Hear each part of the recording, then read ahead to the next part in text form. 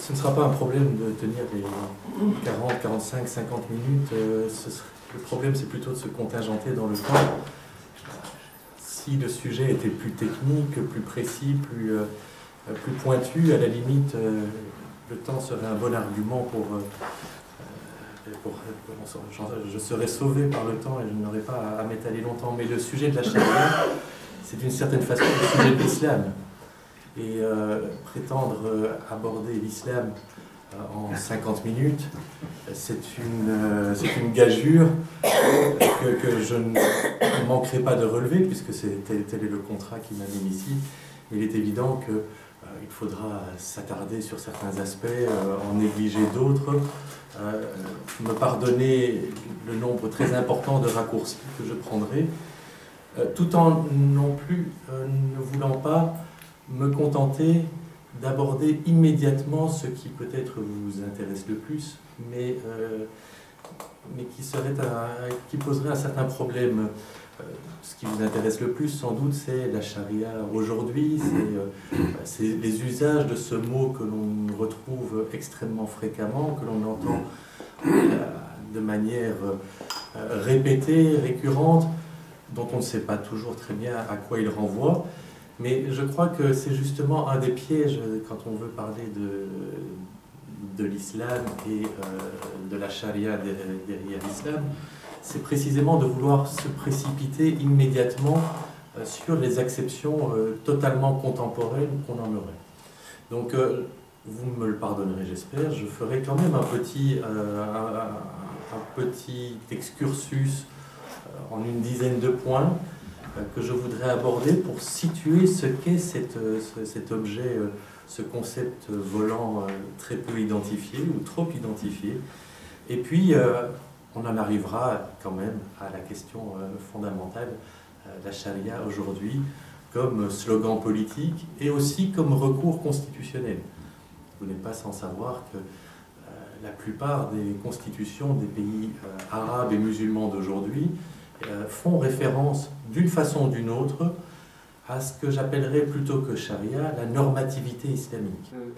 Normativité islamique au sens où ça renvoie à un ensemble de règles, de prescrits, d'interdits attribués à l'islam, mais qui ne sont pas nécessairement les prescrits ou les interdits de la charia en tant que telle, qui ne sont pas nécessairement non plus les prescrits de la doctrine islamique en tant que telle, qui sont souvent des choses que l'on attribue à cette normativité, sans pour autant que, techniquement parlant, ce soit aussi avéré que cela ne semble l'être.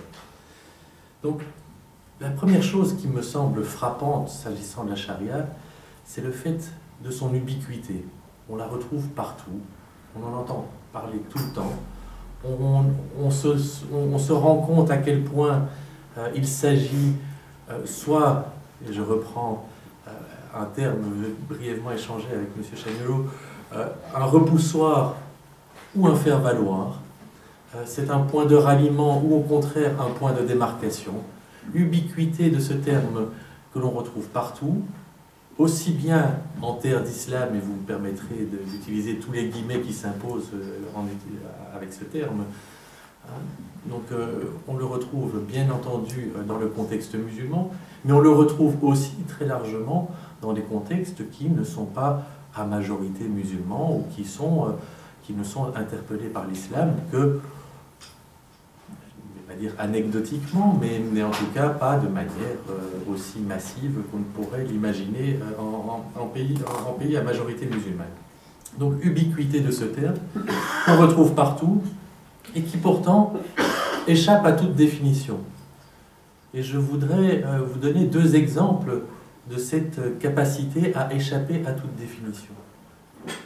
L'exemple le plus frappant, de mon point de vue, c'est que si vous allez sur le site internet de la confrérie des frères musulmans ou de leur forme partisane égyptienne aujourd'hui, vous retrouverez l'utilisation de ce terme, mais vous ne retrouverez rien de très concret sur ni ce qu'il est, ni ce qu'impliquerait ce que pourtant la confrérie demande d'une certaine façon, à savoir l'application de la charia. Vous ne trouverez pas, en d'autres termes, un programme détaillé sur ce qu'est la charia et ce à quoi les frères musulmans aspirent en termes de charia s'ils venaient à, non pas prendre le pouvoir, mais reprendre le pouvoir en Égypte par exemple. Donc on a un terme qui semble aller de soi, qui s'impose comme une évidence, et au moment précisément où on veut mettre la main dessus, en définir les contours, en préciser les limites, ce terme s'échappe à chaque fois. Donc c'est vrai en contexte musulman, c'est vrai aussi en contexte appelons-le par facilité, occidental. Le nombre de livres, je ne vais même pas dire sérieux, le nombre de livres sur la charia est extrêmement faible en langue française. Vous ne retrouvez pas une littérature abondante sur ce mot qui pourtant revient au devant de la scène médiatique, entre autres, extrêmement fréquemment. Donc on a affaire à cette ubiquité et en même temps, comme ce savon qui est au fin fond du bain que l'on prend, ce savon, cette savonnette qui vous échappe chaque fois que vous voulez l'attraper, c'est une métaphore évidemment un peu audacieuse et vulgaire s'agissant d'un objet sérieux et respectable comme la charia, et c'est pourtant une vérité qui décontenance d'ailleurs le chercheur qui voudrait, comme tout chercheur, donner une définition positive et positiviste de cette chose, de cet objet, la charia. Ceci étant, une définition, on peut en donner. On peut en donner une, et je vais le faire. Mais cette définition est par définition totalement insatisfaisante. Au moment même où je vous l'aurai donnée, vous me répondrez « so what ?» Ça nous mène à quoi? On n'en sait pas plus. La charia, c'est la loi islamique, la loi avec un L majuscule. C'est une loi divine. C'est la voie d'accès à Dieu et à l'application correcte de l'islam. C'est une normativité, donc. C'est une normativité, c'est-à-dire un ensemble de prescriptions et de proscriptions, d'obligations et d'interdits. Et je vous le disais, so what? Un ensemble de prescriptions et d'interdits. À partir de quelles sources? Quelle est la hiérarchie de ces sources? Et surtout, quelle est l'interprétation qui est faite de ces sources à travers le temps, à travers l'espace? On a affaire à cette savonnette qui nous échappe en permanence. On croit avoir résolu le problème en disant « Ah, c'est la loi de l'islam ». Mais quelles sont les règles de cette loi? Et où va-t-on chercher les règles de cette loi? Et quelles sont les personnes habilitées à définir les règles, à les interpréter, à les mettre en œuvre? Et on vous répond, en islam, il n'y a de législateur que Dieu. Certes, ça ne résout pas le problème. Parce que si le législateur c'est Dieu, comment accède-t-on à la connaissance de ce que Dieu a voulu en termes de loi? On vous dira, il y a les sources, il y a le Coran, il y a la tradition prophétique. Une fois de plus, certes. Mais ne pensez jamais qu'en ouvrant le Coran, vous aurez un code de loi vous permettant de comprendre quelles sont, de manière évidente, les obligations et les interdictions s'imposant aux musulmans. Et ça, cela procède d'une confusion évidente, qui est que la prédication islamique n'est pas un acte juridique avant tout. C'est une prédication religieuse. Il s'agit avant tout de définir la relation de l'homme à Dieu. C'est donc un discours mystique, si l'on veut. Et l'essentiel du Coran est consacré à la relation qui unit, d'un point de vue mystique, l'homme à Dieu. Et puis, dans un deuxième temps, il peut y avoir les transactions entre les hommes. Ce qui est autorisé et ce qui ne l'est pas. Et cela correspond d'ailleurs à une partie de la vie du prophète, où après avoir été prédicateur, mais sans véritable dimension politique. Il est devenu homme politique d'une certaine façon au moment où il a émigré de la Mecque à Médine et où il a eu à gérer, d'abord arbitrer les conflits entre différentes communautés et puis gérer la nouvelle communauté des musulmans. Et qui dit gérer une communauté dit effectivement s'occuper des relations des hommes entre eux. Et on a donc une série de versets coraniques qui sont plus intéressés à organiser les relations des hommes que ne l'était la première période de la prédication. Mais encore faut-il voir que le Coran ne se veut pas un texte d'organisation systématique, des règles qui s'imposent aux hommes. C'est ponctuel, c'est occasionnel, c'est suscité par des événements, c'est circonstanciel si vous le voulez. Ce n'est pas un code de loi systématique. N'allez pas chercher Portalis en ouvrant le Coran. Vous seriez déçus et vous manqueriez en plus ce qui fait la richesse et la beauté de ce texte, sa dimension mystique, sa dimension poétique, sa dimension proprement religieuse si l'on veut, que l'on soit croyant ou que l'on ne le soit pas. Donc, on n'est pas très loin en disant qu'il s'agit de la loi de l'islam, les sources, la hiérarchie de ces sources, leurs interprétations, les différentes variantes, et puis ce qu'on en fait aujourd'hui. Et je pense qu'il y a deux possibilités qui s'offrent aux chercheurs, mais à toute personne intéressée par la thématique, et toute personne engagée citoyennement, je dirais aussi, dans une vie où l'islam et la charia peuvent être invoqués. Je pense qu'il y a une possibilité qui est celle de l'historien classique, qui va vous dire voilà ce que ça signifiait à telle époque, voilà la forme que ça a pu prendre, voilà les écoles de droit, voilà les écoles, voilà les grands courants de l'islam. C'est une des possibilités, et on en apprendra beaucoup. Mais je pense qu'il y a une autre possibilité qu'il ne faut pas négliger, qui est celle des usages du mot au présent, sans décider que parce qu'un usage est nouveau, ou qu'un usage n'est pas conforme à la doctrine, n'est pas conforme à ce que pense tel ou tel savant, ou tel État, cet usage serait par définition irrecevable, inintéressant. Il faudrait corriger cette mauvaise compréhension de la charia et en revenir à la compréhension saine, juste, technique, savante. Je crois que c'est une des grandes erreurs, c'est une erreur qui frappe surtout les universitaires et les chercheurs, bien plus encore que les personnes s'intéressant de manière ordinaire à ce mot. Pourquoi ? Parce qu'on a l'idée qu'il s'agit d'un objet bien identifié, qu'il y a des usages vulgaires de cet objet, et qu'en revenant à ce qu'est cet objet fondamentalement, on va pouvoir le dépouiller de toutes ses déviances, et on va pouvoir dire finalement, oui, c'est quand même nettement mieux que ce qu'on nous propose, ou non, cet objet, franchement, il est bon à écarter définitivement, cela fait partie de l'histoire, cela ne fait pas partie des choses que l'on peut recevoir encore aujourd'hui. Mais le problème n'est pas là.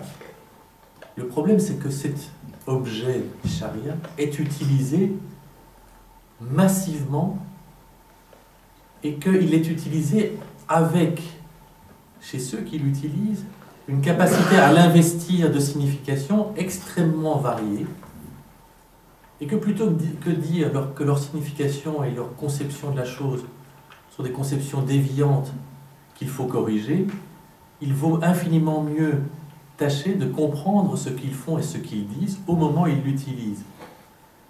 Autrement dit, sous couvert d'un mot, il y a des tas de choses très très contrastées qui se produisent.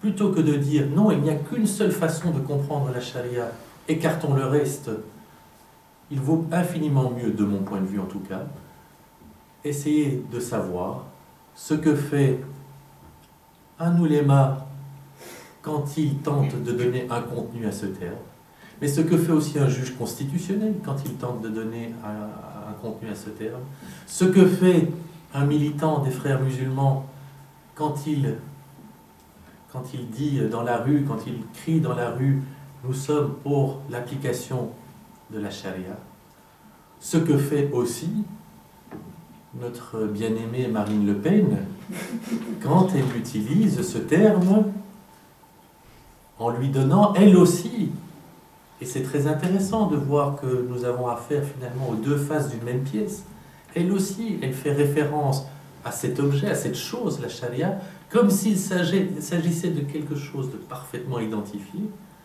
elle étant, contrairement à ceux qui sont de l'autre côté du miroir, elle étant évidemment dans le rejet absolu de cette chose, les autres de l'autre côté du miroir étant pour l'application, le fait d'embrasser totalement cette même chose.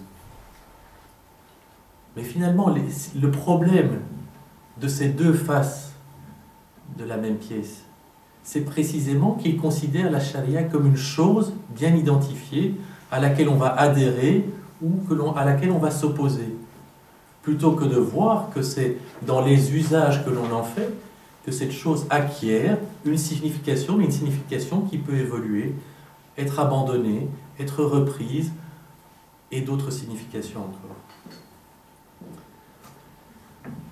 Première chose à dire de la charia, le terme n'a pas de sens clair. C'est un mot.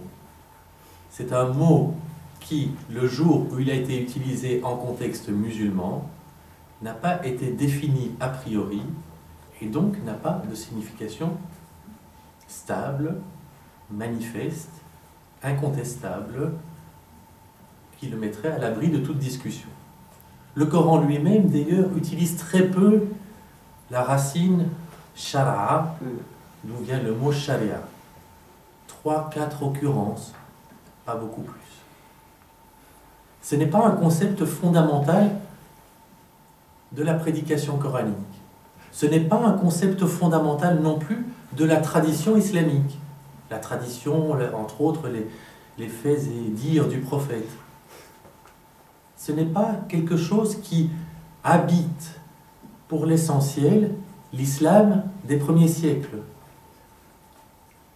Et pourquoi est-ce qu'il ne l'habite pas? Ce n'est pas seulement parce que le mot est finalement d'occurrence assez rare dans les sources principales de la normativité islamique ou de l'islam tout simplement, mais c'est aussi parce qu'il y a en islam un dogme fondamental qui est celui que l'homme ne peut pas s'associer ou être associé à Dieu en aucune façon. C'est le rejet du shirk, l'associationnisme. Si l'islam se distingue du christianisme, entre autres façons, c'est bien par sa volonté d'unicité divine absolue, intransigeante, et par la distance absolue de Dieu à l'homme. Il n'y a pas de Dieu se faisant homme. Il y a Dieu qui est totalement transcendant, et Mohammed n'est que son prophète.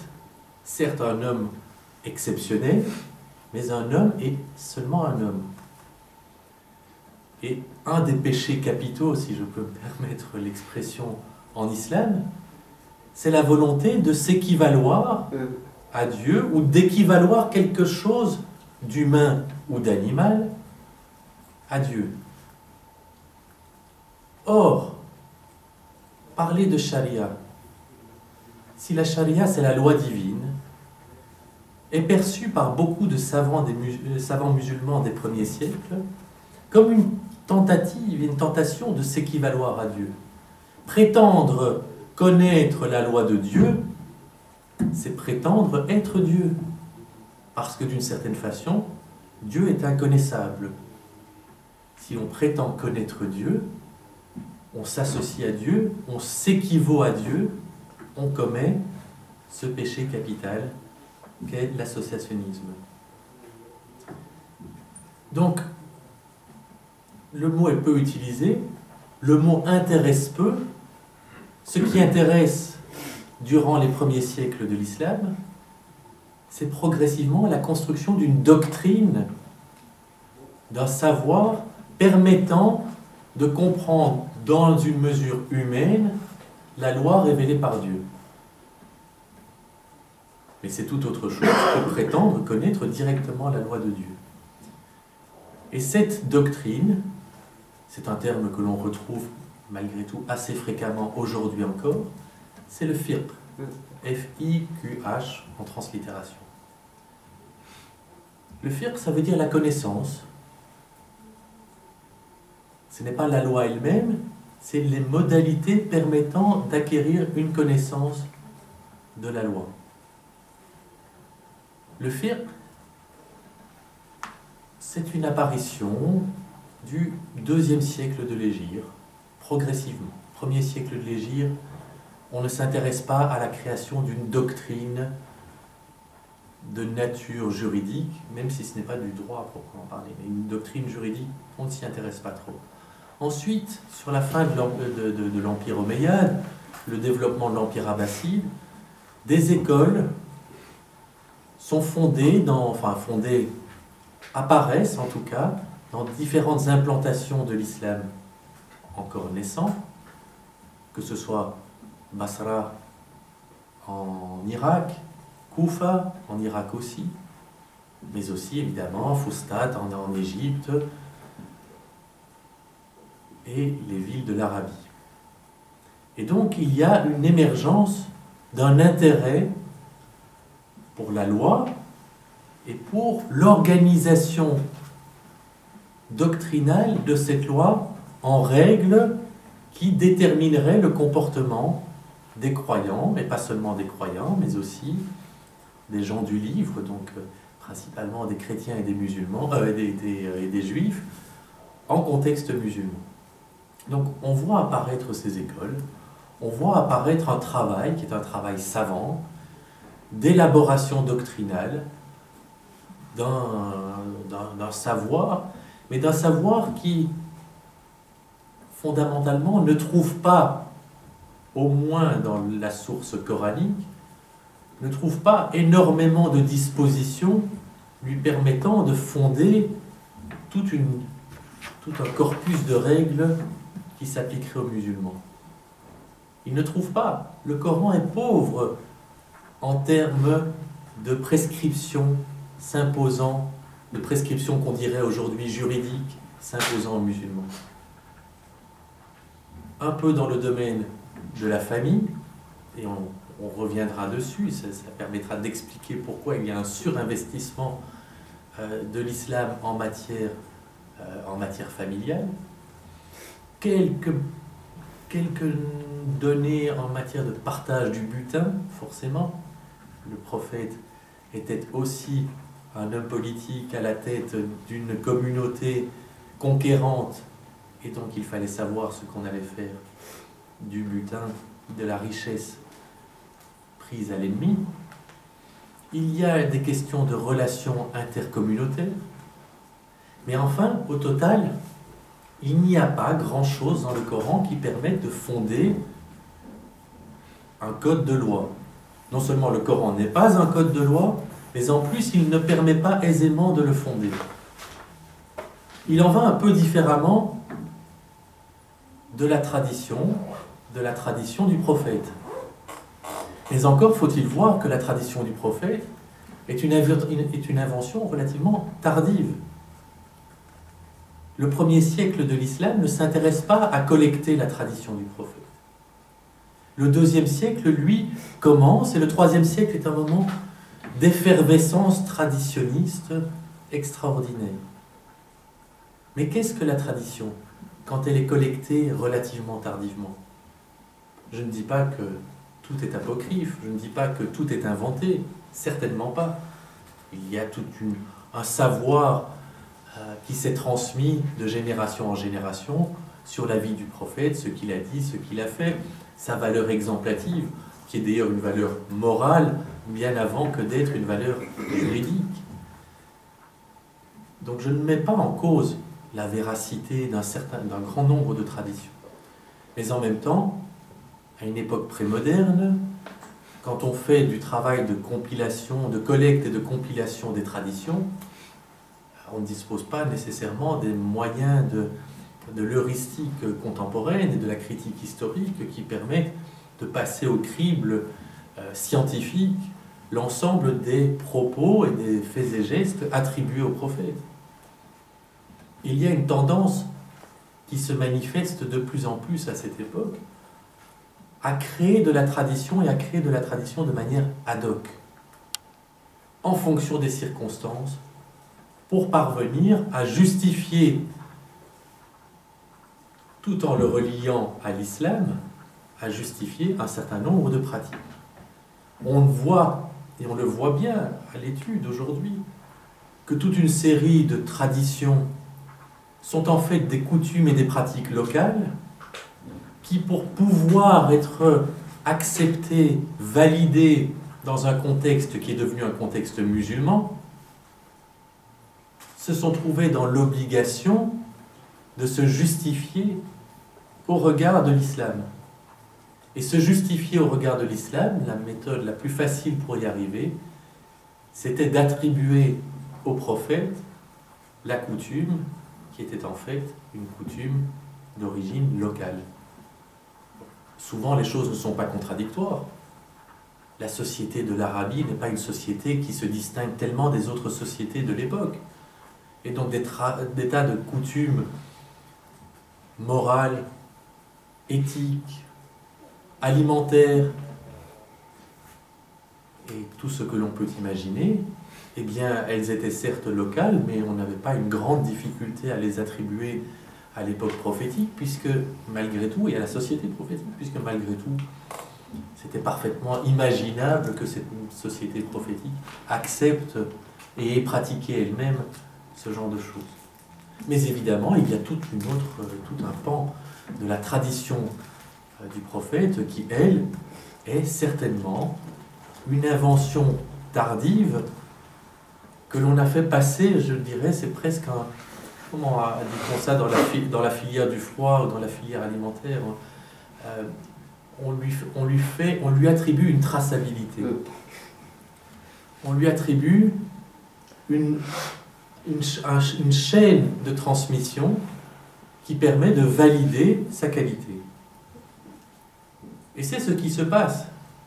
C'est ce qui se passe, et se passe sans aucun problème, si ce n'est qu'il y a des conflits, évidemment, entre ceux qui sont de farouches représentants des coutumes locales et surtout de la possibilité d'utiliser la rationalité individuelle pour interpréter la coutume locale et les textes principalement le texte coranique. Et puis il y a ceux qui sont au contraire de farouches traditionnistes et qui considèrent que tout ce qui ne se trouve pas validé dans une tradition n'a pas droit de citer dans l'univers normatif de l'islam. Et c'est peut-être parce que précisément ils ont cette position intransigeante qui dit rien de ce qui échappe à la validité prophétique ne peut être considéré comme normatif en islam. C'est peut-être à cause de cette position que précisément on voit cette inflation de traditions prophétiques, puisqu'il est nécessaire de se rattacher au prophète pour pouvoir valider une norme à un moment donné. D'une certaine façon, ce qui se veut une entreprise de limitation des sources acceptables provoque de manière paradoxale une inflation de l'invention de normes qui, même si elles sont rattachées à l'islam, sont en fait des inventions relativement tardives. Alors, quand on parle de charia, on parle en général plus souvent de fiqh, même si on utilise le mot charia, on parle de 4 sources principales de la normativité. J'ai déjà beaucoup évoqué le Coran et la tradition prophétique, pas la tradition locale, bien sûr.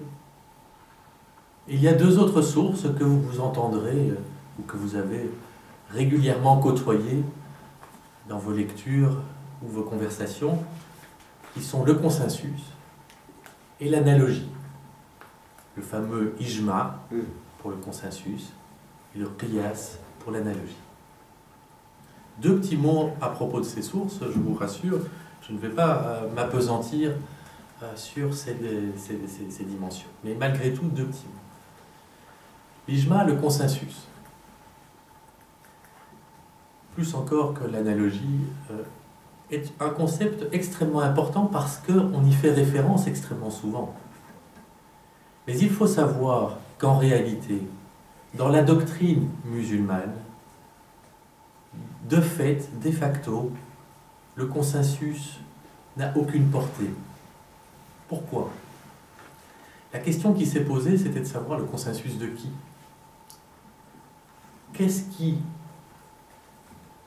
Quelle est la disposition qui, faisant consensus, et s'imposant donc à ce titre-là, quels sont les éléments déterminants de ce consensus? Et les deux thèses qui se sont affrontées sont d'une part celle qui disait c'est le consensus des savants musulmans,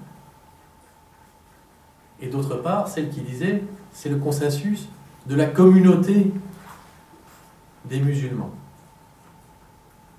de toute la communauté. Et sans vouloir m'appesantir sur ce que je vous ai déjà dit à propos d'une société prémoderne, vous pouvez imaginer que selon qu'on choisit les savants ou toute la communauté, on se trouve dans des situations complètement différentes. Les savants, à la limite, on peut les identifier et on peut leur demander leur avis, même si ce n'est pas très facile dans un système où les communications sont quand même longues et complexes. Mais s'il s'agit de toute la communauté, comment voulez-vous recueillir le consensus de toute la communauté? Vous ne pouvez pas le faire. C'est impossible. Ce qui signifie que finalement, si on choisit l'option du consensus de toute la communauté, on va se limiter à quelques pétitions de principe qui, elles, font consensus.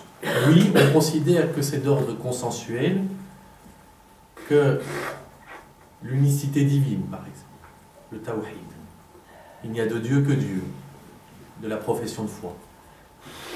On n'a pas besoin d'aller poser la question à tous les musulmans pour considérer a priori que c'est une disposition qui fait consensus. De même pour la prophétie de Mohammed. Il n'y a pas besoin de consulter les gens pour savoir que c'est un objet de consensus en islam. Mais au-delà, eh bien, il faut reconnaître que les savants n'ont pas réussi à dégager un nombre extrêmement important de dispositions faisant consensus en contexte musulman. Et j'en voudrais pour preuve un des savants les plus puissants intellectuellement, mais aussi les plus intransigeants dogmatiquement, Ibn Taymiyyah, qui consacre un petit opus à la question du consensus et règle la question du consensus en 25 pages. Il n'y a pas moyen de dégager un véritable corpus de normes trouvant dans le consensus leur fondement. Ceci étant, ça n'empêche pas d'invoquer le consensus. Mais techniquement parlant, il y a très peu de dispositions qui en procèdent. L'invoquer, on ne cesse de l'invoquer. On ne cesse de l'invoquer de la même façon qu'on ne cesse d'invoquer la charia. Une fois de plus, le consensus ça fait partie de ces notions qui s'imposent d'évidence, mais qui, quand on veut les déterminer, les définir avec un peu plus de précision, s'échappent ou se révèlent très peu opératoires. Le qiyas, l'analogie, c'est ce qui est resté de la possibilité d'utiliser le raisonnement dans la production doctrinale musulmane. Alors ça pourrait sembler extrêmement restrictif, l'analogie, surtout si on parle d'analogie stricte, c'est malgré tout quelque chose qui ne permet pas des extrapolations infinies. Je vous donne un exemple, qui est un exemple réel. Le Coran interdit explicitement la consommation de vin de raisin. Et c'est du vin de raisin. Il n'y a pas de disposition parlant d'alcool. Il n'y a pas de disposition parlant de vin de manière générique ou de bière de manière générique. Il s'agit de vin de raisin. L'analogie va permettre, en identifiant ce que les juristes appelleraient le ratio legis, téléologiquement le but cherché par l'interdiction de la consommation de vin de raisin, la doctrine va dire, si le but c'est d'empêcher l'ébriété et tout ce qui s'ensuit, à savoir, dans le cas du Coran, par exemple, le fait de conduire une prière en état d'ébriété et donc de pervertir la religion de l'intérieur même de sa pratique, si tel est l'objectif, eh bien par analogie, on va pouvoir étendre l'interdiction du vin de raisin au vin de date et à toute propriété enivrante, à toute substance ayant une propriété enivrante. C'est sur cette même analogie qu'on pourra éventuellement interdire la consommation de drogue ou de médicaments, de stupéfiants. Donc vous voyez le principe de l'analogie. Mais c'est un mécanisme strict. Ça ne permet pas un raisonnement débridé. C'est encadré. Donc a priori, on a le sentiment que le raisonnement trouve dans la doctrine musulmane une place qui est un peu restreinte à sa portion congrue. Mais en même temps, on voit, en regardant d'un peu plus près les traités de doctrine, qu'il y a, en fait, sous couvert d'analogie, de nombreuses formes de raisonnement qui, malgré tout, ont réussi à percoler ou à s'imposer. On voit par exemple que la notion d'intérêt général a pu s'imposer sous couvert d'analogie. Dès lors que l'objectif d'une interdiction ou d'une obligation, c'est la poursuite de l'intérêt général, un intérêt évidemment conforme à l'idée qu'on se fait de l'islam, eh bien, il est possible d'accepter ce qui, autrement, ne pourrait pas avoir droit de citer dans ce corpus normatif islamique. Donc, le bien public, le bien général, l'intérêt général sont des dispositions qui sont fortement utilisées par les fuqaha, ceux qui exercent le fiqh, ceux qui pratiquent le raisonnement, un raisonnement de type juridique. Voilà pour les 4 sources. Je vous l'avais dit, c'est au pas de charge, c'est à la hache. On ne peut malheureusement pas procéder autrement. Ces 4 sources ont été utilisées, investies massivement par des savants tout au long de l'histoire musulmane. Il est peut-être une idée à laquelle il convient de tordre le cou, c'est que la charia ou le fiqh et l'effort de raisonnement et d'interprétation nécessaire pour penser le fiqh, la doctrine, se serait arrêté brutalement. Un savant très réputé, un orientaliste très réputé, Joseph Chart, a affirmé en son temps que la porte de l'effort d'interprétation, la fameuse porte de l'ijtihad, avait été fermée à une époque ancienne, que l'interprétation n'était plus possible en islam, qu'à partir d'une certaine époque, ce n'était que la répétition, et la répétition à l'infini, qui s'était imposée. Mais cette affirmation ne tient pas la route.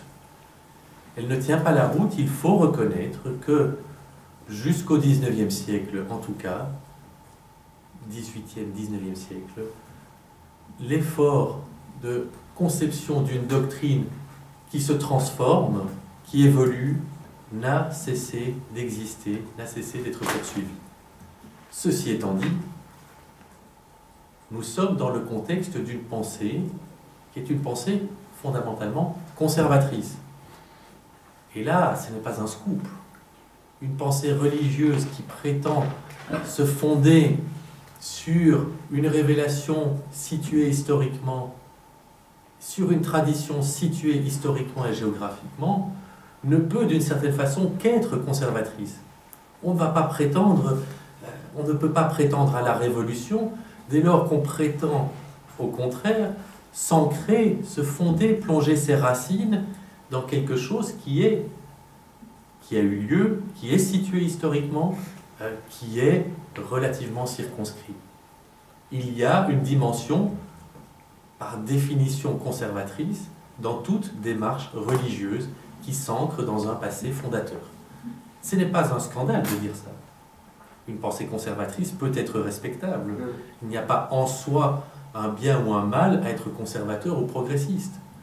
Après, ce qui se passe sous couvert de conservation ou de progressisme, c'est autre chose. Mais dire que, par définition, l'islam est en permanente révolution, c'est une contradiction, c'est un oxymore. On ne peut pas à la fois s'ancrer dans une tradition fondatrice et être en révolution permanente. Il y a une dimension conservatrice. Et cette dimension conservatrice permet de comprendre comment la doctrine islamique a à la fois évolué et en même temps a évolué dans un cadre qui était un cadre par définition contraignant. Elle a évolué parce que sous couvert de reproduire les traités des grands savants fondateurs, en fait, de nombreux savants ultérieurs ont réussi à introduire des modifications, et des modifications qui parfois étaient substantielles, en matière familiale, en matière criminelle, en matière de biens de fondation de main morte, les waqf, dans des tas de domaines, dans les obligations, les contrats. On a vu des tas d'évolutions entre les premiers grands savants de la doctrine et ceux du XVIIIe siècle, par exemple. D'énormes évolutions. Mais en même temps, cela se faisait toujours sous couvert d'identité. Ce que dit un savant du XVIIIe siècle quand il commence son abrégé,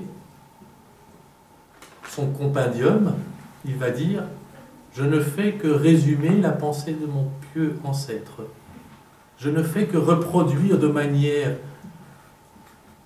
accessible à l'entendement d'aujourd'hui des choses qui ont déjà été dites précédemment. » C'est la forme qui permet d'assurer l'identité. On est dans une pensée conservatrice en ce sens-là. On ne peut pas se prétendre fondamentalement autre que son prédécesseur. On se situe dans la lignée de son prédécesseur. Mais en même temps, une fois que c'est dit, on peut faire dire au prédécesseur beaucoup de choses.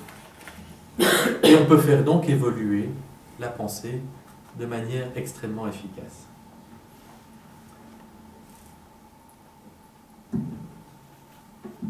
Une chose qui est fondamentale si on veut comprendre ce qu'est ce mot charia aujourd'hui et ses multiples acceptions, c'est ce que j'appellerais, au tournant du XIXe siècle, le moment de l'invention du droit musulman. Vous avez remarqué que jusqu'à présent, j'ai évité autant que possible de vous parler de droit. Je vous ai parlé de loi, avec un L majuscule, je vous ai parlé de doctrine, je vous ai parlé j'ai utilisé l'adjectif juridique, mais j'ai toujours évité de parler de droit. Parce que quand on parle de droit aujourd'hui, et particulièrement en France et à partir de Paris, on a une vision extrêmement précise d'un système de droit fait de codes, cohérent, avec ses cours et tribunaux pour l'administrer. On a une vision extrêmement déterminée de ce qu'est le droit. Et il est extrêmement difficile de se dégager de cette conception, pour ne pas dire impossible. Et dès lors qu'on a cette conception extrêmement forte, l'utiliser rétrospectivement à propos de normativité autre que les normativités propres à nos pays, en tout cas à nos pays par le passé et à l'ensemble des pays du monde aujourd'hui. Utiliser ce mot droit, c'est commettre un anachronisme, ou en tout cas faire peser le risque d'un anachronisme gigantesque. Non, il n'y a pas de système de droit avant le XIXe siècle en contexte musulman. Il y a des règles juridiques, il y a une doctrine, il y a des juges à certains endroits, mais il n'y a pas un droit au sens où nous entendons ce mot aujourd'hui. Et c'est extrêmement libérateur que de ne pas utiliser ce terme pour parler de l'islam, de la charia et du fiqh avant le XIXe siècle. Et pourtant, au XIXe siècle, ce mot va s'imposer. Mais il va s'imposer dans un contexte. C'est le contexte qui va main dans la main, soit de la colonisation, soit de la résistance à la colonisation, dans le contexte, par exemple, de l'Empire ottoman. Si nous prenons l'exemple ottoman, nous voyons bien que c'est notre fameux homme malade de l'Europe, qui pense que pour parvenir à résister à la pression occidentale, est dans l'obligation de se réformer, de se réorganiser. Et on commence du côté le plus technique et le plus palpable, c'est l'armée, on réforme l'armée, et ensuite on poursuit en disant il faut réformer aussi notre façon de gérer nos conflits, notre organisation administrative, etc. etc. Ce sont les tanzimat, moment assez connu et emblématique de l'histoire ottomane et turque. Et puis le contexte est aussi le contexte colonial. Fin XVIIIe et tout au long du XIXe siècle, nous observons le triomphalisme colonialiste. Et bien entendu, comme dans l'exemple indonésien, nous avons des administrateurs coloniaux qui arrivent dans différents pays colonisés, n'arrivent pas forcément avec de mauvaises intentions, pas seulement, en tout cas, pas que de mauvaises intentions. Ils arrivent aussi avec l'intention de gouverner et de gérer, et parfois le font-ils, du moins de leur avis, pour le bien de la population. Mais ils le font en arrivant avec dans leurs armes et bagages leurs concepts, leur façon de faire, leur univers, leur prêt-à-porter, si vous voulez. Et ce prêt-à-porter, c'est aussi le droit. Le XIXe siècle est un siècle de droit en Occident, et du fait du colonialisme va devenir un siècle de droit dans l'ensemble du monde ou presque. Le colonisateur vient avec ses codes dans ses bagages et pense que la technique de la codification est la technique efficace pour gérer, administrer, réformer les sociétés colonisées. Et deux choses vont se produire. La première chose, c'est que il va se poser, quand il est bien intentionné, je prends le cas le plus vertueux, disons. Quand il est bien intentionné, il va se poser dans le pays colonisé, en Indonésie, c'était mon exemple, il va se dire, quelles sont les normes qui existent ici, dont je vais pouvoir me saisir pour non pas imposer le droit qui vient des Pays-Bas, mais imposer un droit qui pourrait être le droit de ses propres populations. Et il va commencer à collecter les coutumes locales, les rassembler, les compiler, mais aussi les reformuler sous forme de droit. Quand on parle de coutume, on ne parle pas spontanément de droit. Une coutume, ce n'est pas nécessairement une règle de droit. C'est l'esprit positiviste du XIXe siècle qui transforme l'immensité des coutumes du monde en code coutumier. En Indonésie, ça va prendre la forme de ce qu'on appelle l'adat recht, c'est le droit recht des adat, des pratiques, des coutumes. Le droit coutumier indonésien, si l'on veut. Mais on sait bien qu'en Algérie, on a codifié les coutumes kabyles. Au Maroc, on a codifié les coutumes berbères. Un peu partout en Afrique subsaharienne, on a codifié des tas de nébuleuses coutumières, pourrait-on dire. Donc, codification des coutumes, mais aussi codification de la doctrine islamique. On va avoir le code Moran, par exemple, en Algérie, qui consiste à dire « j'ai la doctrine islamique sous la main, c'est en fait du droit, mais il me faut la retravailler en sorte qu'elle apparaisse comme un droit de facture napoléonienne. » Ce mouvement va aller toujours grandissant, au point, et c'est le deuxième élément sur lequel je voulais m'arrêter un instant, au point que les élites locales, les gouvernants locaux, vont reprendre à leur propre compte cette conception du droit. Et que donc quelque chose qui est le fruit d'un moment historique précis, le fruit du moment colonial, eh bien, va progressivement être avalé, métabolisé, récupéré et naturalisé par les élites locales. Et si vous vous promenez aujourd'hui en pays musulman, que vous demandez, je ne dis pas à n'importe qui, mais vous demandez à un avocat, par exemple, ce qu'est la charia, il vous répondra, c'est le droit musulman. Et cet avocat a une conception du mot droit qui est une conception effectivement de droit codifié, positif, organisé et géré par les cours et tribunaux. Et il pourra parfaitement accepter qu'un parlement adopte une réforme du code de la famille fondée sur le droit, ce qu'il appelle le droit musulman. Et on va pouvoir créer des revues de droit musulman, et on va pouvoir invoquer ce droit musulman comme cours à l'université, comme pratique dans les législations nationales, dans les cours des tribunaux, etc. Donc il faut être extrêmement attentif au fait, non pas que ce soit faux. Aujourd'hui, ce serait absurde de dire le droit musulman n'existe pas. Non, il existe parfaitement. Mais il existe en tant que résultat d'une invention du XIXe siècle. Il est tout aussi absurde de penser que la doctrine islamique au XVIe siècle fonctionnait comme un droit tel que nous l'entendons aujourd'hui.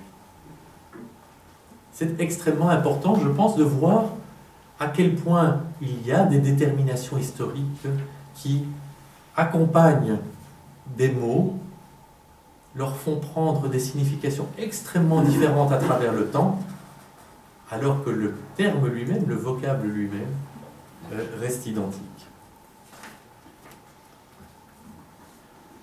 Et nous voilà arrivés, au pas de charge, à la période contemporaine. Et la période contemporaine, c'est la période d'une continuité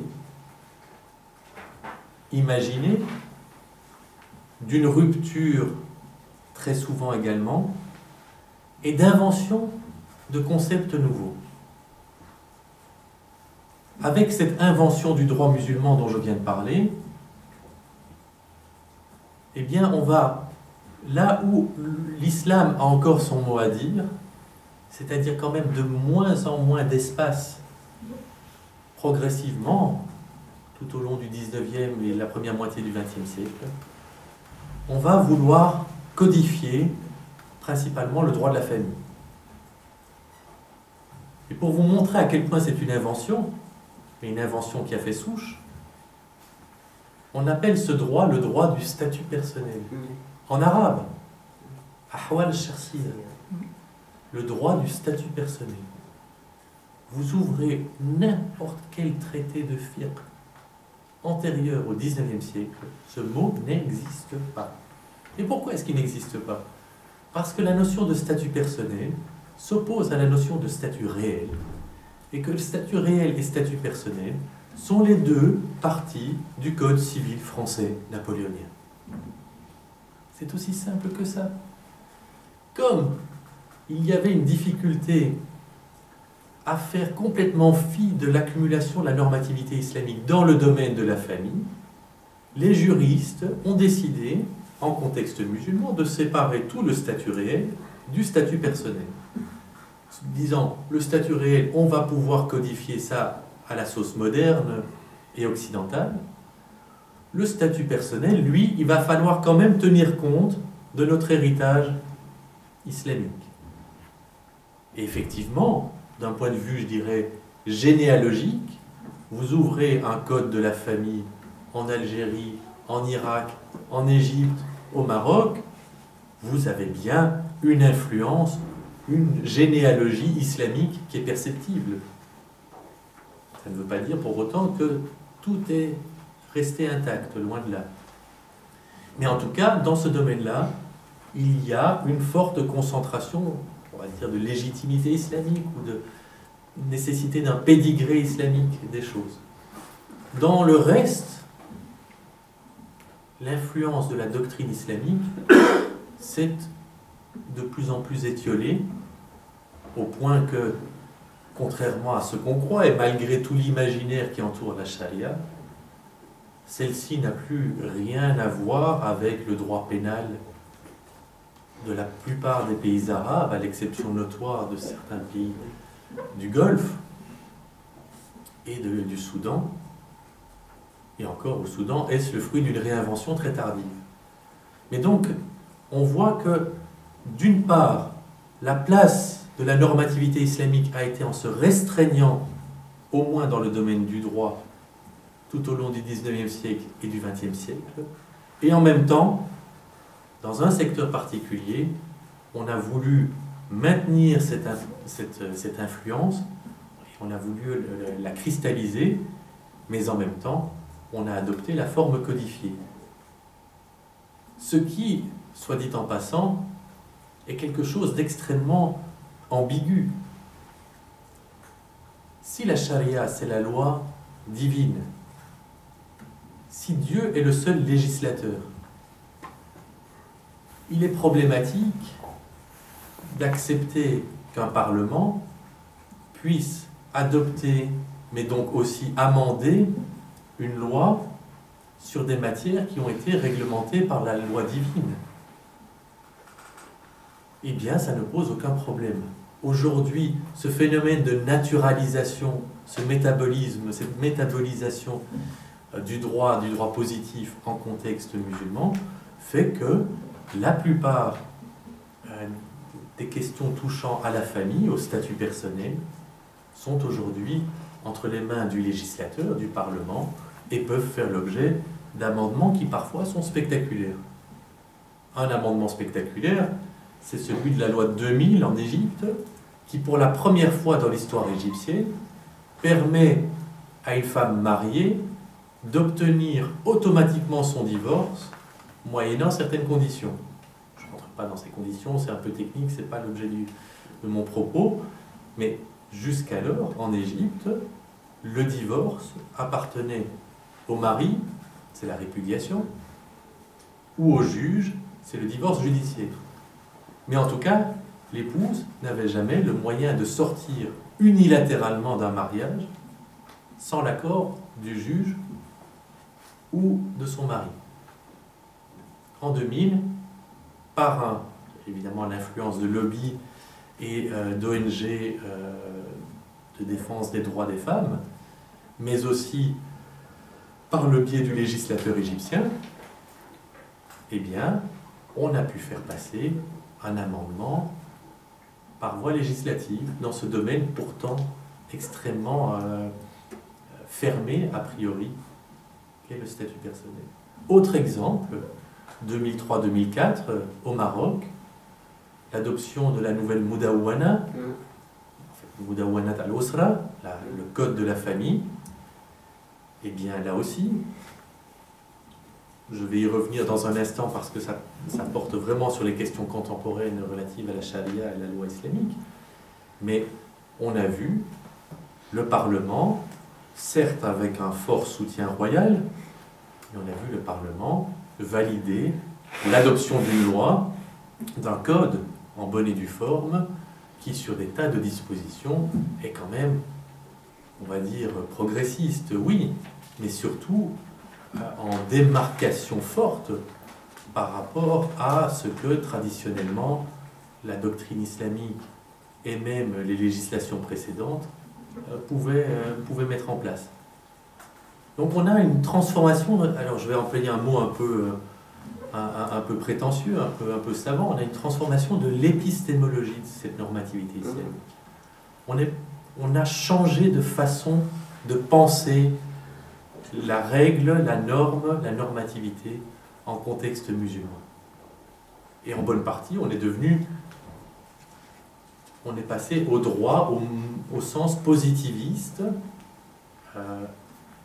à la française, je dirais, au sens napoléonien du terme.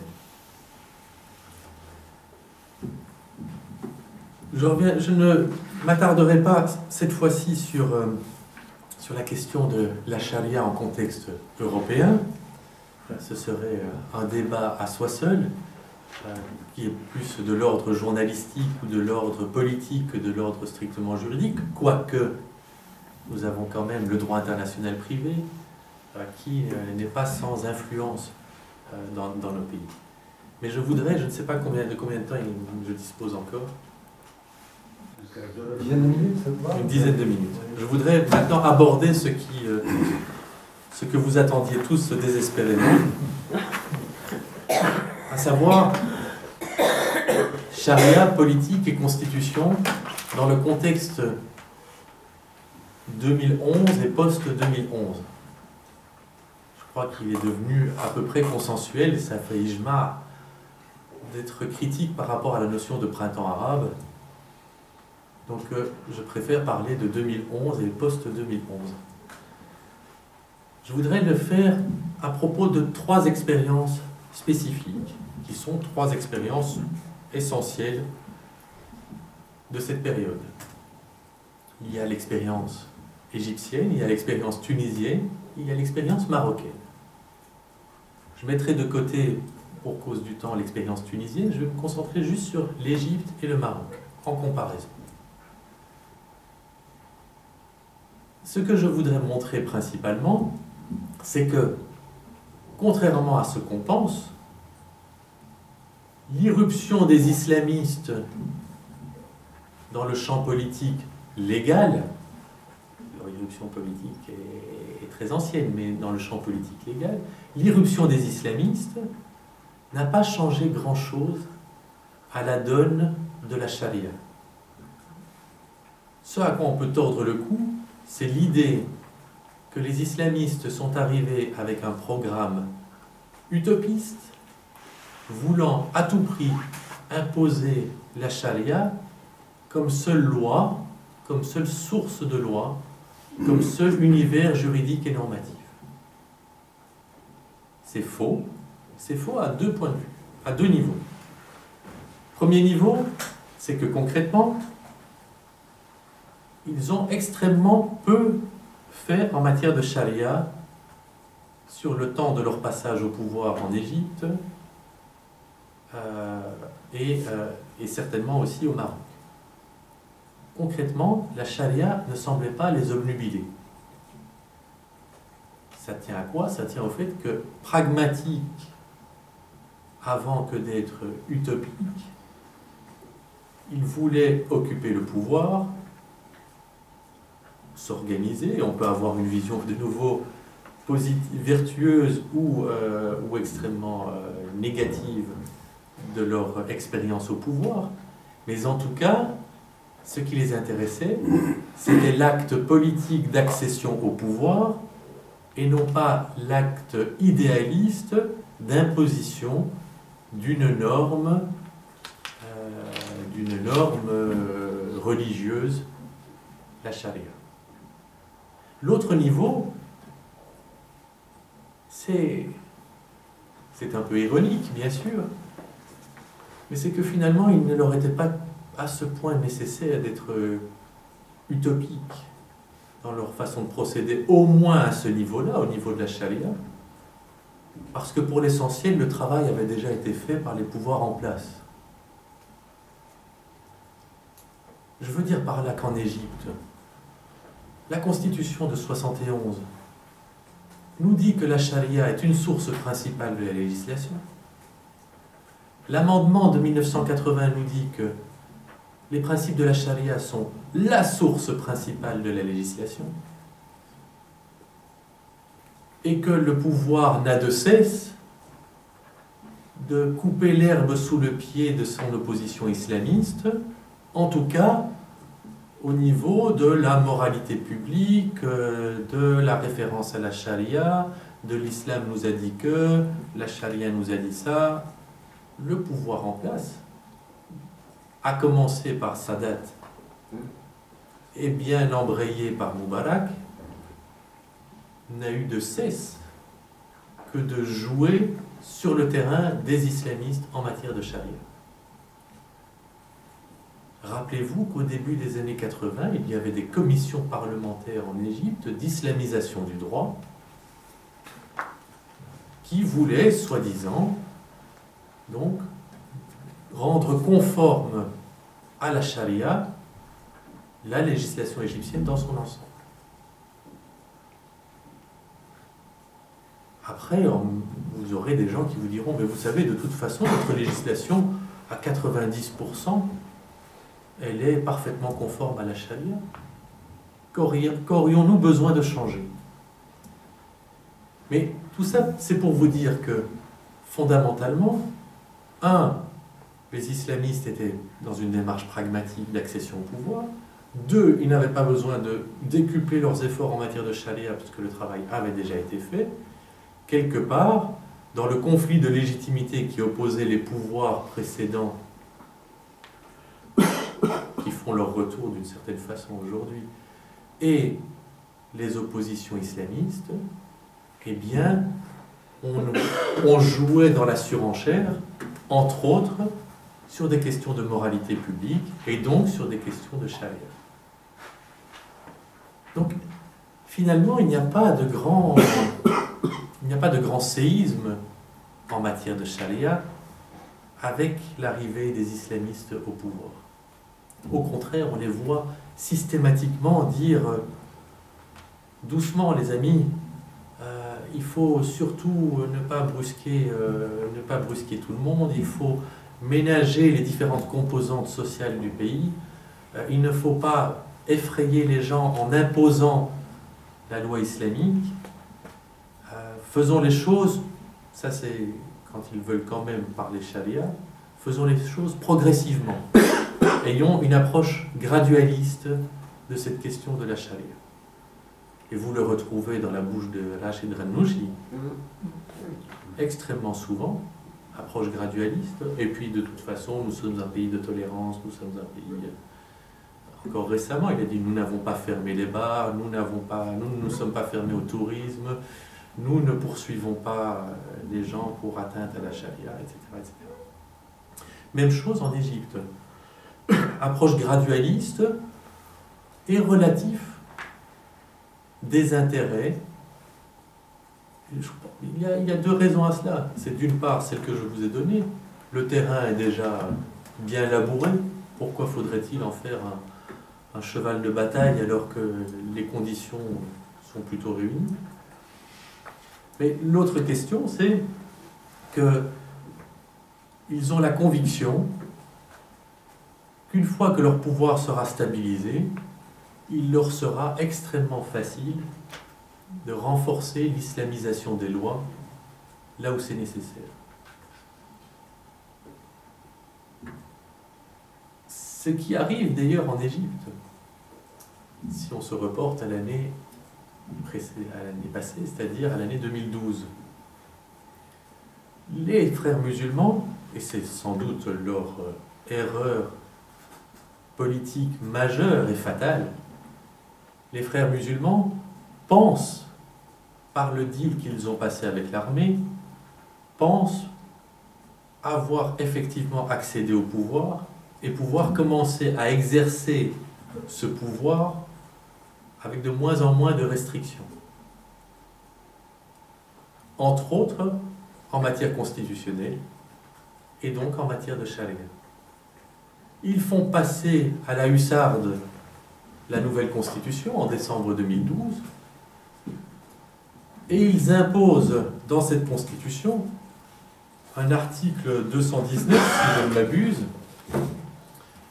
placé de manière complètement farfelue à la place 219, alors qu'il vient spécifier l'article 2. On voit bien que la précipitation l'emporte sur la volonté de produire un texte bien ficelé. Cet article 219, il sert,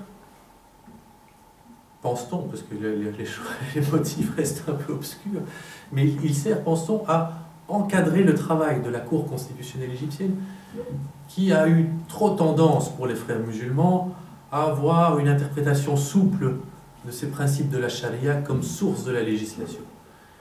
Et donc le législateur, le constituant frère musulman, se dit, on va un peu serrer les boulons, on va dire à la Cour comment elle doit interpréter les choses. Et dit donc, bon, je vais mettre dans la Constitution une définition de ce que sont les principes de la charia. Le problème, c'est que la définition qu'il donne de la charia englobe toute la normativité islamique sans aucune distinction, puisqu'il nous dit les principes de la charia islamique sont l'ensemble des règles du fiqh, des règles des usul al-fiqh, de la science des fondements de la doctrine,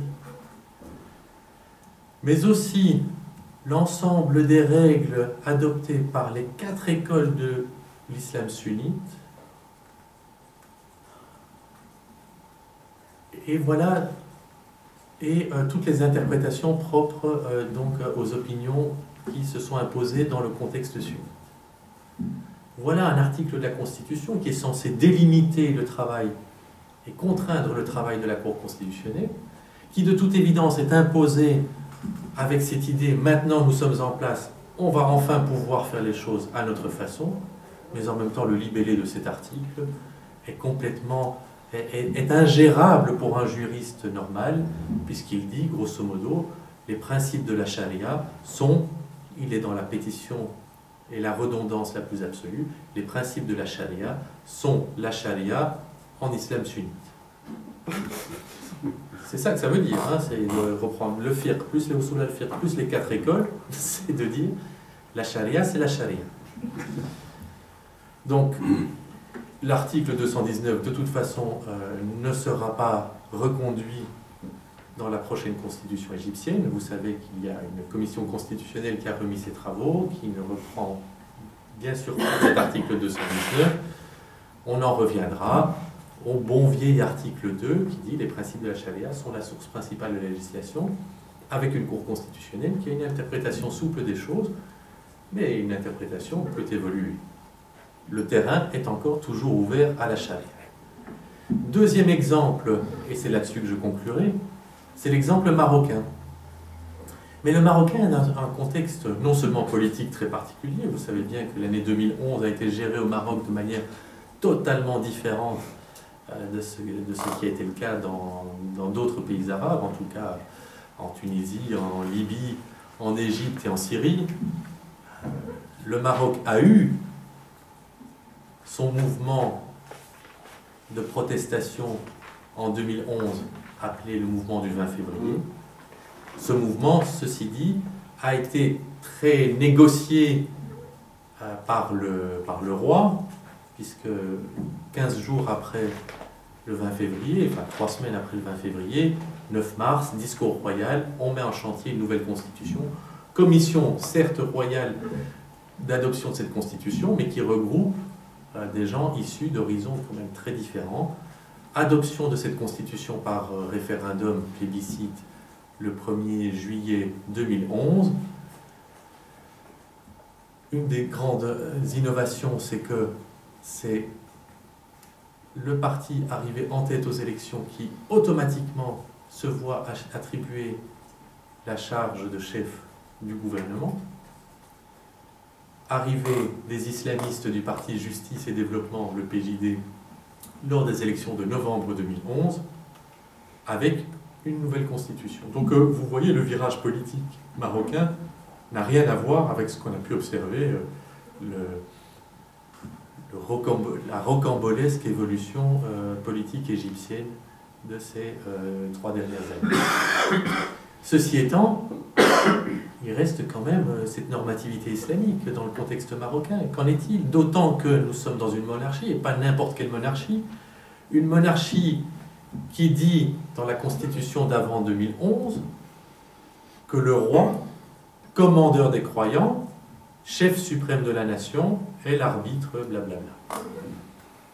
Un seul article, article 19, décrié par tout le monde, surtout parce que le roi est à la fois le chef politique et le chef religieux. Il est le commandeur des croyants, le Amir al-Mu'minin. La constitution de 2011 fait quelque chose qui devrait plaire à un certain Kantorowicz. Elle sépare les 2 corps du roi, avec un article dévolu au roi commandeur des croyants et un article dévolu au roi chef suprême de la nation. On distingue les 2 fonctions royales. Et en même temps, on laisse à la fonction royale de commandeur des croyants un spectre d'intervention extrêmement large. En fait, on ne définit pas limitativement ce que peut faire le roi en tant que commandeur des croyants, ce qui laisse supposer qu'il peut faire en tant que commandeur des croyants tout ce qu'il ne fait pas en d'autres qualités. Donc, forte présence de la légitimité monarchique, y compris dans le domaine de la normativité islamique. Mais c'est peut-être ça la clé de compréhension du Maroc en matière de charia. Vous n'entendez pas parler de charia, ni même de fiqh dans la constitution marocaine. Et en fait, vous n'en entendez pas parler, à part le code de la Mudawwanat al-Usra, le code de la famille, vous n'en entendez pas parler beaucoup dans le droit. Bien sûr que vous en entendez parler politiquement.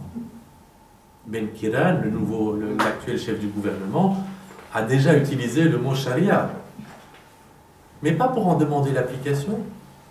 Pour dire la charia pour nous, ce n'est pas un objet, en tout cas de revendication. Il ne s'agit pas d'appliquer la charia pour nous. La charia, c'est un idéal éthique, c'est un idéal de propreté morale, c'est un idéal de non-corruption, c'est un idéal de souci de l'intérêt général, mais ce n'est pas un idéal juridique. Nous ne demandons pas l'application de la charia. Et pourquoi, dans le contexte marocain, la charia est-elle aussi évanescente, alors que dans d'autres contextes musulmans, elle est aussi massivement présente? Mon explication, à la suite d'un collègue marocain, Mouaqit, c'est qu'on est dans une relation inversement proportionnelle. Là où le pouvoir politique ne dispose pas d'une forte légitimité religieuse, comme en Égypte, il a besoin d'en rajouter sur le plan religieux et sur le plan de la normativité religieuse, la charia, pour compenser cette faiblesse congénitale dont il souffre. Tandis que dans le contexte marocain, contexte qui est marqué par une surlégitimité, une très forte légitimité du pouvoir royal en matière religieuse, ce qui n'exclut pas que des contestations puissent exister, mais malgré tout, il est doté de cette énorme légitimité en matière religieuse. C'est comme si, d'un coup, la nécessité de se prévaloir de la charia en matière juridique et même en matière politique n'avait plus lieu d'être. Si conflit il y a, si contestation il y a, elle se déporte dans d'autres domaines, à d'autres niveaux, sur d'autres personnes, mais au niveau spécifiquement religieux, la légitimité du roi semble rendre superflu le discours abondant, inflationniste sur l'islam et sur la loi islamique au Maroc. Je pense que je peux m'arrêter là et puis nous aurons une bonne discussion.